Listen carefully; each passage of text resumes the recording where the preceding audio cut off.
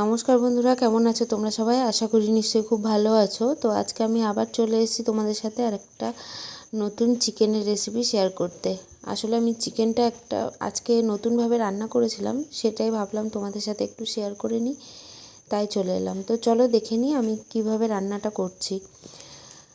আমি প্রথমে মাংসটাকে পরিষ্কারভাবে ধুয়ে নিয়েছিলাম, আর সেটাকে একটু জলটা ভালোভাবে নিংড়ে তার উপরে কাঁচা সর্ষের তেলটাকে দিয়ে দিলাম।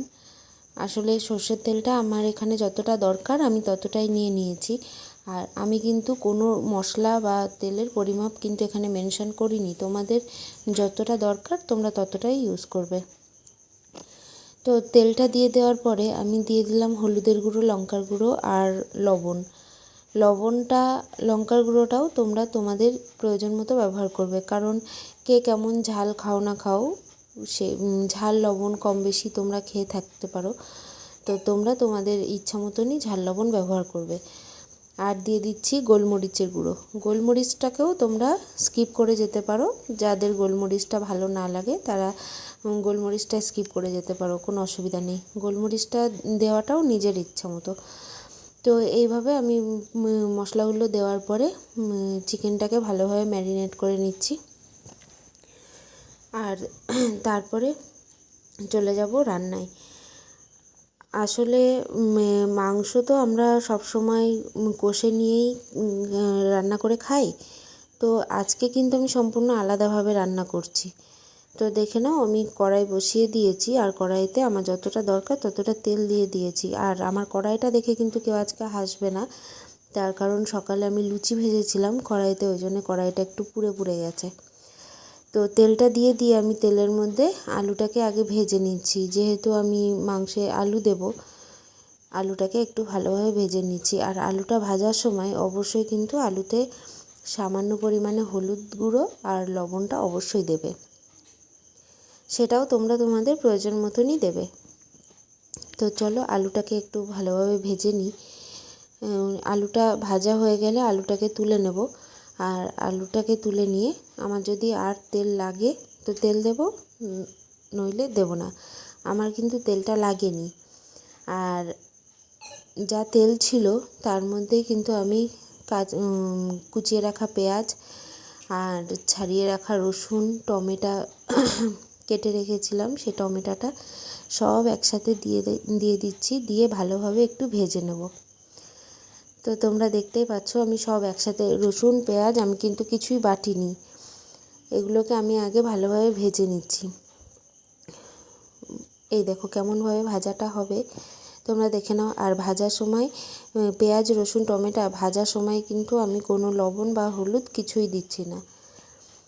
আমার যতটুকু ভাজার দরকার ছিল ভাজাটা হয়ে গেছে। এবার আমি একটা গ্রাইন্ডার বাটিতে তুলে নিচ্ছি, কারণ এবার এগুলোকে পেস্ট করব। তো দেখো আমি বাটিতে তুলে নিয়েছি। এবার এটাকে ভালোভাবে পেস্ট করে নেব।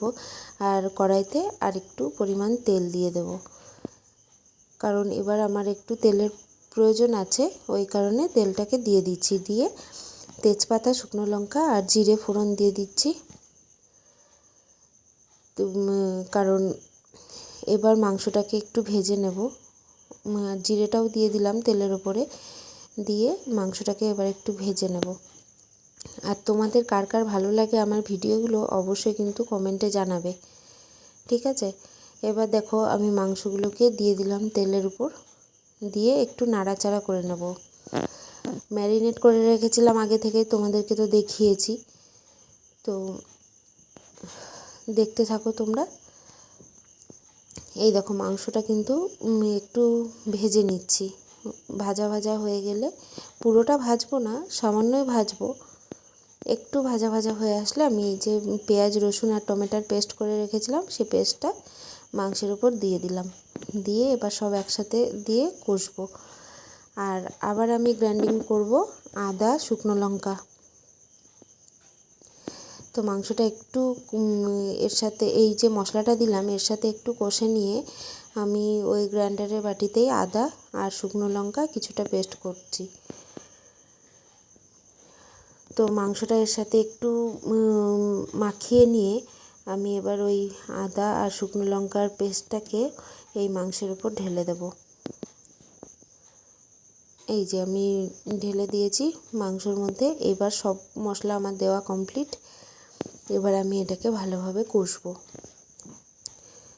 আর যদি আর প্রয়োজনে লবণ দরকার হয় তো তোমরা লবণটা দিয়ে দেবে যদি দরকার হয়। আমার এখানে লবণটা লেগেছিলো, ওই কারণে আমি আরেকটু লবণ দিয়ে দিলাম। এবার এটাকে কষার পালা, সুন্দরভাবে এটাকে কষে নিতে হবে।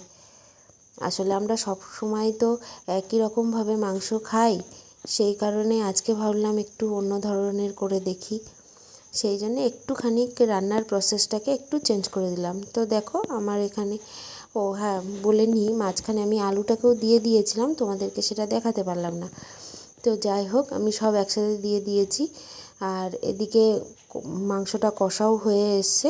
এবার এতে জলটাকে দিয়ে দেব। তো তোমরা দেখতেই পাচ্ছ কষাটা দেখেই বেশ ভালো লাগছে।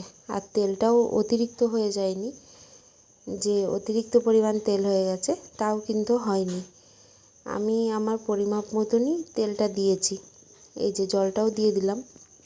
আসলে আমি জলটাকে গরমে বসিয়েছিলাম, আমি গরম জলটাই দিয়ে দিলাম, বুঝলে। আমি কিন্তু এখানে কোনো কাঁচা জল ব্যবহার করিনি। তোমরা চাইলে কাঁচা জলও ব্যবহার করতে পারো। তো যাই হোক, এখানে আমার মাংসটা এবার ফুটে আসার পালা। এবার একটু ফুটতে থাকুক।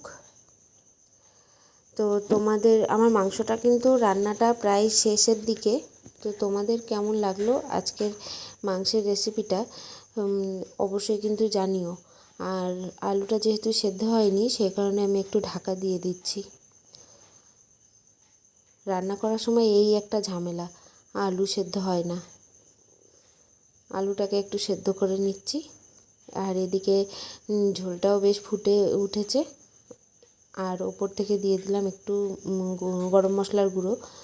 আলুটা যেহেতু সেদ্ধ হয়ে গেছে, ঢাকা দিয়ে রেখেছিলাম, ফলে আলুটা সেদ্ধ হয়ে গেছে। আর গরম মশলাটা দিয়ে আর একটুখানি ফুটিয়ে নেব। তো তোমাদের কেমন লাগলো আজকের রেসিপিটা অবশ্যই কমেন্ট করে জানাবে। আর তোমরাও বাড়িতে রান্না করবে।